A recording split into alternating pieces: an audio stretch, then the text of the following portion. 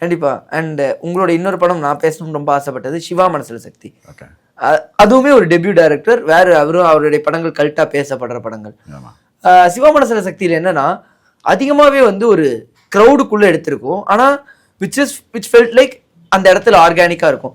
நான் செட்டப் பண்ணி நீ இங்கெல்லாம் நடந்து போ, நான் வந்து நடுவில் நின்று பேசுறேன், அந்த மாதிரி இருக்காது. அதுக்கான செட்டப்கான மேட்ச் என்ன, மேக்ஸிமம் நீங்க அவுட்டோர் அந்த டைம்ல யூஸ் பண்ண படங்கள் எல்லாமே இட் ஃபெல்ட் நேச்சுரல் லைட்டாவே ஃபீல் ஆச்சு. எங்கேயுமே வந்து எக்ஸ்ட்ரா லைட் இங்க இருந்து இவருக்கு ஒரு பின்னாடி பேக்ல அந்த மாதிரி இல்லை. அதுக்கான ஐடியா என்ன? இல்லை, அதுவுமே வந்து ரொம்ப கேண்டிடா இருக்கணுங்கிறதுக்காக ஹேண்டில்டு பண்ண படம் தான். ஏன்னா சென்னை 28லேருந்து வந்ததுனால, சென்னை 28ல் வந்து இது நல்லா இருக்கு அப்படின்னு கேட்டதுனால ஓகே இதுவும் வந்து அந்த மாதிரியான ஒரு சப்ஜெக்ட் அப்படிங்கிறதுனால வந்து அது பண்ணோம். நிறைய வந்து பப்ளிக்ல ஷூட் பண்ணோம் அதை. ஓகே. அந்த சந்தானம் வந்து ஃபோனை வாங்கி ஒரு கீழே போட்டு உடைப்பார்ல, அது எல்லாமே வந்து முதல்லயே ஸ்டேஜ் பண்ணிட்டு மார்க் பண்ணி அந்த இடத்துல கரெக்டாக அவங்கள கூப்பிட்டு அது ஒரே டேக்கில் எடுத்தது தான். அது கேமரா வந்து ஹிடன் கேமரா, அதனால வந்து அது உள்ளே நின்றுட்டு இருந்தவங்க எல்லாருமே வந்து ஒரிஜினல் ஆட்கள். அதில் வந்து பஸ் எல்லாம் வந்து நிற்கும், மக்கள் ஏரியாலாம் போயிட்டு இருப்பாங்க. அதில்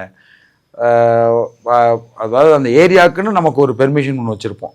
மிச்சப்படி வந்து அந்த டைம்னு ஒன்று அதில் போட்டிருப்போம். அந்த டைம்லாம் கிடையாது நமக்கு. நம்ம வந்து போய் அதை எப்போ க்ரௌடு ஃபுல்லாக இருக்கோ அந்த க்ரௌட் டயத்தில் வந்து எடுப்போம். அது ஒரு ஃபன். இந்த மாதிரி ஒளிச்சு வச்சு எடுக்கிறது, திருட்டுத்தனமாக ஒன்று பண்ணுறது, ஷார்ட் ஃபிலிம் பண்ணுறது, அந்த மாதிரி நிறைய பண்ணியிருக்கோம் அதில்.